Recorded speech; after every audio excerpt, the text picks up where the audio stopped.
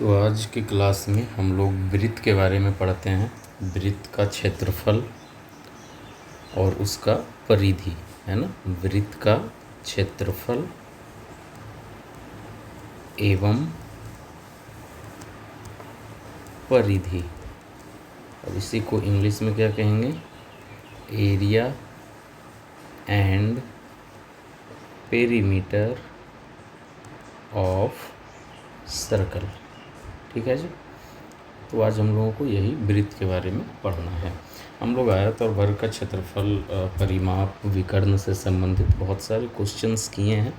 यहाँ पे वृत्त के क्षेत्रफल और परिधि से संबंधित कुछ कॉन्सेप्ट्स, और फिर अगले लेक्चर में इसका कुछ क्वेश्चंस हम लोग देखेंगे।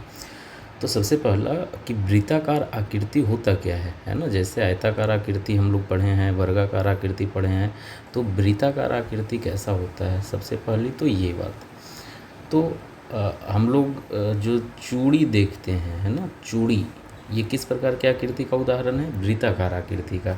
या कड़ा वगैरह जो पहनते हैं, है ना, कड़ा वगैरह हाथ में पहनते हैं, तो वो किस प्रकार का आकृति है? वृत्ताकार आकृति है। तो ये एक मान लिया जाए कि ये एक वृत्त है, या ये वृत्ताकारिक आकृति आपके सामने बनाया गया है। चलिए इसको हम लोग प्रिसाइज वे में बनाते हैं, तो कैसा बनेगा? ये इस प्रकार का एक वृत्ताकार आकृति बन गया। ठीक है। अब जो वृत्त होगा ना, तो इस वृत्ताकार आकृति के बीचों बीच, ठीक बीचों बीच इसका एक केंद्र होगा। क्या होगा? केंद्र होगा। और ये जो केंद्र होगा, इसी को हम लोग कहते हैं केंद्र बिंदु। वृत्त का क्या कहेंगे इसको? केंद्र बिंदु, या इसी को कहते हैं सेंटर। क्या कहते हैं? सेंटर। और इसको जेनरली केंद्र बिंदु को ओ से डिनोट किया जाता है। क्या चीज़ से डिनोट किया जाता है? ओ से। ठीक है। तो केंद्र बिंदु को क्या चीज़ से डिनोट करते हैं? ओ से डिनोट करते हैं। इसके बाद अगर केंद्र बिंदु से, ये जो केंद्र बिंदु है, इस केंद्र बिंदु से हम वृत्त के किसी भी बिंदु पे एक सरल रेखा अगर पारें, एक सरल रेखा पारें इस प्रकार से, तो ये जो सरल रेखा बनेगा, ये इसका त्रिज्या कहलाता है। ये केंद्र बिंदु से वृत्त के किसी भी बिंदु पर अगर एक सरल रेखा हम पाते हैं, तो इस सरल रेखा की जो लंबाई होगी, इसको क्या कहेंगे? त्रिज्या कहेंगे। और इसी को इंग्लिश में हम लोग कहते हैं रेडियस। क्या कहते हैं? रेडियस। और इसको आर से, स्मॉल आर से या कैपिटल आर से भी डिनोट किया जाता है। ठीक है। तो दो चीज़ें हो गया। एक तो वृत्त का केंद्र बिंदु, यानी कि वृत्त के बिल्कुल केंद्र में जो बिंदु होगा, वो उसका सेंटर या केंद्र बिंदु कहलाएगा। और केंद्र बिंदु से वृत्त के किसी भी बिंदु पर की सरल रेखा की लंबाई को त्रिज्या कहते हैं। सिर्फ यही सरल रेखा की लंबाई त्रिज्या नहीं होगा। यहाँ ये केंद्र बिंदु है, तो यहाँ से अगर ये एक सरल रेखा हम पारें, तो वो भी उसका त्रिज्या कहलाएगा। ये एक सरल रेखा पारें, तो ये भी इसका त्रिज्या कहलाएगा। ठीक है। तो वृत्त के केंद्र बिंदु से वृत्त के किसी भी बिंदु पर की ये जो लंबाई होगी, वो क्या होगी? उसका त्रिज्या होगा। चलो हम ये नाम दे देते हैं कि इस बिंदु, वृत्त के केंद्र बिंदु से इस बिंदु तक का जो सरल रेखा हम पा रहे हैं, ये ए है ना। ये वाला बिंदु क्या है? ए है। तो त्रिज्या को हम क्या लिखेंगे? ओ ए। त्रिज्या को क्या लिखेंगे? ओ ए, है ना, उसका त्रिज्या कहलाएगा। चलो इस वाले बिंदु को नाम दे दिए बी, तो इस वाले त्रिज्या को क्या लिखेंगे? ओ बी, है ना। अच्छा, ओ ए और ओ बी बराबर होगा क्या? तो हाँ, बराबर होगा, क्योंकि ये दोनों ही त्रिज्या है, तो त्रिज्या की लंबाई तो बराबर होगा एक वृत्त के अंदर। चलिए इस वाले बिंदु को हम कह दिए सी, तो इसका नाम क्या दे देंगे? ओ सी। क्या ओ ए, ओ बी और ओ सी तीनों आपस में बराबर होंगे? तो हाँ, तीनों आपस में बराबर होंगे, क्योंकि तीनों एक ही वृत्त का त्रिज्या है। ठीक है। तो ये हुई त्रिज्या की बात। इसके बाद एक शब्द और आता है जिसको हम लोग कहते हैं व्यास। क्या कहते हैं? व्यास। तो व्यास किसको कहेंगे? तो वृत्त के एक बिंदु से दूसरे बिंदु को मिलाने वाली वैसी रेखा जो केंद्र से होकर गुजरे। कहाँ से गुजरना चाहिए? केंद्र से गुजरना चाहिए, उसको व्यास कहेंगे। चलिए इसका हम लोग नाम दे देते हैं पी, और इस वाले बिंदु का नाम दे देते हैं Q। ठीक है, या बड़ी वाली Q देते हैं Q। ठीक है। तो अब जो हमारे पास रेखा है पी क्यू, कौन सी रेखा है? पी क्यू, यह इसी रेखा को हम लोग कह सकते हैं पी ओ क्यू। क्या कह सकते हैं? P O Q. क्यों कहेंगे पी ओ क्यू? क्योंकि ये इसके केंद्र से होकर के गुजर रहा है। तो चूंकि पी क्यू एक ऐसी रेखा है जो वृत्त के दो बिंदु को मिला रहा है और केंद्र से होकर गुजर रहा है। सबसे बड़ी बात यह है, मिलाने से नहीं होगा, वृत्त के दो बिंदु को मिलाने से नहीं होगा, वो केंद्र से गुजरना चाहिए, तब उसको हम क्या कहेंगे? व्यास। क्या कहेंगे? व्यास। और इंग्लिश में इसको कहेंगे क्या? डायामीटर। क्या बोलेंगे? डायामीटर। और इसको जेनरली डी से डिनोट किया जाता है।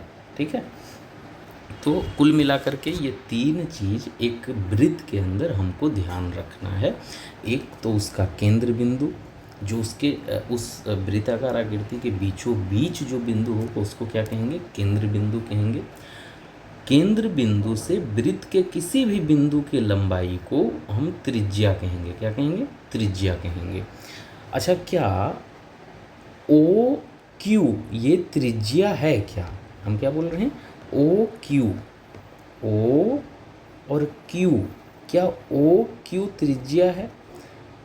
ओ पी त्रिज्या है? तो हाँ, ओ क्यू भी त्रिज्या है, ओ पी भी त्रिज्या है, क्योंकि ओ केंद्र बिंदु है और क्यू क्या है? वृत्त पर एक बिंदु है। तो केंद्र बिंदु से वृत्त पर के किसी बिंदु क्या कहलाएगा? त्रिज्या कहलाएगा।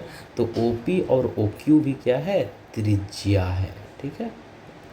अच्छा, अब देखिए, पी क्यू को हम लोग बोल रहे हैं कि व्यास है, क्योंकि ये वृत्त के दो बिंदु को मिलाने वाली वैसी रेखा है जो केंद्र से होकर के गुजर रहा है। तो पी क्यू को हम बोल रहे हैं कि व्यास है।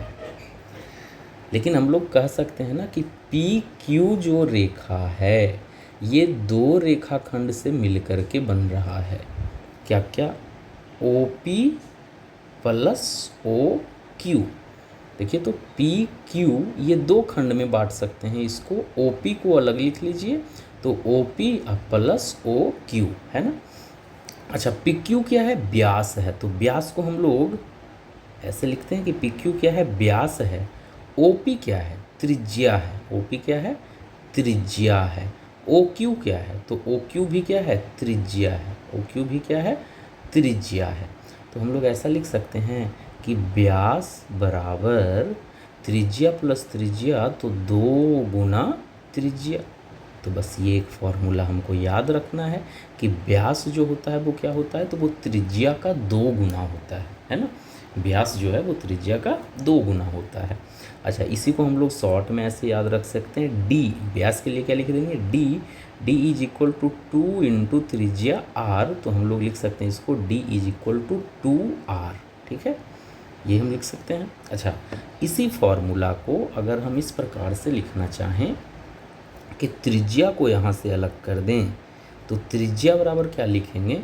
तो व्यास इधर पहले से है, तो त्रिज्या बराबर व्यास और डिवाइडेड बाई ये जो 2 गुना में है, तो इधर आकर के क्या हो जाएगा? भाग में। तो एक फॉर्मूला हम लोग ये भी याद रख सकते हैं कि त्रिज्या जो होता है वो व्यास का आधा होता है। तो ये तो वही बात हुआ ना, या तो ऐसे बोलें कि व्यास त्रिज्या का 2 गुना होता है, या त्रिज्या व्यास का आधा होता है। अच्छा, इसको भी शॉर्ट में हम लोग लिख सकते हैं R is equal to D by 2, है ना। R is equal to D by 2 ये लिख सकते हैं। ठीक है, तो ये कुछ वृत्त से संबंधित बेसिक बातें हुई। उसका त्रिज्या क्या है, उसका केंद्र क्या है, उसका व्यास क्या है, और त्रिज्या और व्यास में क्या रिलेशन है। ठीक है, ये बेसिक बातें हुई। अब इसके बाद कुछ फॉर्मूला के बारे में आते हैं। सबसे पहला फॉर्मूला वृत्त का क्षेत्रफल का फॉर्मूला है ना। वृत्त का क्षेत्रफल का क्या फॉर्मूला बनेगा? तो वृत्त के क्षेत्रफल का क्षेत्रफल का मतलब क्या? तो क्षेत्रफल के मतलब ये, अगर वृत्त है तो इसके अंदर जो भी ये जगह है उसी को क्या कहेंगे? क्षेत्रफल कहेंगे, है ना। वृत्ताकार आकृति के अंदर जो भी ये जगह है उसी को क्षेत्रफल कहना है। तो इसका जो फॉर्मूला होता है ना वो होता है पाई आर स्क्वायर। ये फॉर्मूला हमको याद रखना है। जहाँ पाई क्या है? तो पाई एक कांस्टेंट है। पाई क्या है? एक कांस्टेंट है। कांस्टेंट कहने का मतलब ये एक अस्थाई मान है, और इसका मान होता है 22/7, या पॉइंट में अप्रॉक्सीमेट याद रखेंगे 3.14। तो ये पाई का मान हो जाएगा। तो फॉर्मूला वृत्त के क्षेत्रफल का हो जाता है पाई आर स्क्वायर। इसका कुछ और भी फॉर्मूला हम लोग डिराइव कर सकते हैं। क्या डिराइव कर सकते हैं? पाई तो कांस्टेंट है तो वो नहीं बदलेगा, लेकिन आर क्या है? त्रिज्या। और अभी हम लोग पढ़ें कि त्रिज्या के बदले में क्या लिख सकते हैं, तो त्रिज्या जो है उसको हम लिख सकते हैं व्यास बट्टा 2। त्रिज्या के बदले में क्या लिख सकते हैं? व्यास बट्टा 2। तो हम लोग आर के जगह पे व्यास यानी कि डी बट्टा 2, और चूँकि यहाँ स्क्वायर था तो इसका भी क्या कर देना है? स्क्वायर कर देना है। तो एक जो फॉर्मूला बन जाएगा पाई डी का स्क्वायर डी स्क्वायर, और 2 का स्क्वायर कितना हो जाएगा? 4। तो एक जो फॉर्मूला बन जाएगा पाई डी स्क्वायर डिवाइडेड बाई 4। तो ये दो फॉर्मूला, एक उसके त्रिज्या के रूप में और एक उसके व्यास के रूप में, हम लोग वृत्त के क्षेत्रफल का ये दो फॉर्मूला याद रख सकते हैं। दूसरा, वृत्त का परिधि, है ना, वृत्त के परिधि का क्या फॉर्मूला है? तो वृत्त के परिधि का फॉर्मूला होता है 2 पाई आर, है ना। यहाँ भी पाई का मान वही सेम रहेगा, 22/7 ही रहेगा। पाई कांस्टेंट है, कहीं भी पाई आएगा उसका मान 22/7 ही रहेगा।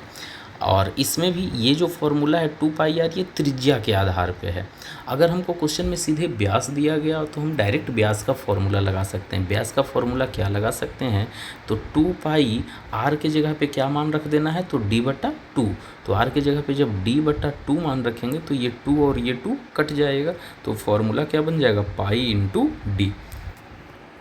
तो इस प्रकार से हम लोग वृत्त के क्षेत्रफल के लिए ये दो फॉर्मूला, त्रिज्या का पाई आर स्क्वायर और व्यास का पाई डी स्क्वायर बाई 4, और वृत्त के परिधि के लिए दो फॉर्मूला, त्रिज्या में 2 पाई आर और व्यास में पाई इंटू डी। तो ये हम लोग याद रख सकते हैं। क्षेत्रफल और परिधि का जो भी क्वेश्चन है वृत्त का, वो इतना ही बेसिस पे सारा क्वेश्चन सॉल्व होगा। एक जो आता है संकेंद्रीय वृत्त, कहीं कहीं पे क्वेश्चन में मिलेगा संकेंद्रीय वृत्त का क्वेश्चन, है ना, संकेंद्रीय वृत्त। तो संकेंद्रीय वृत्त क्या है? इसको ऐसे समझिए कि हमारे पास दो वृत्त है, ठीक है। एक वृत्त ये हो गया और एक वृत्त हमारे पास ये है, ठीक है। हमारे पास दो वृत्त हैं, लेकिन इन दोनों ही वृत्त का जो केंद्र है वो समान है। केंद्र क्या है? समान है। मान लीजिए ये वाला जो बिंदु है ये इसका केंद्र है, ठीक है।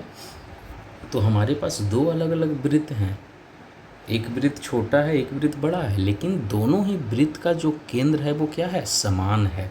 तो इस प्रकार का जो वृत्त है उसी को कहते हैं संकेंद्रीय वृत्त, यानी कि दो अलग त्रिज्या का वृत्त लेकिन उसका केंद्र एक ही है, तो उसको हम लोग कहते हैं संकेंद्रीय वृत्त। अब जैसे देखिए, ये जो ब्लू कलर में वृत्त बनाए हैं उसका त्रिज्या क्या होगा? तो उसका त्रिज्या बस ये होगा। तो हमारे पास जो ये ब्लू कलर में वृत्त बना हुआ है उसका जो त्रिज्या हो जाएगा वो ये हो जाएगा, है ना, बस यहाँ से यहाँ तक ये उसका त्रिज्या होगा।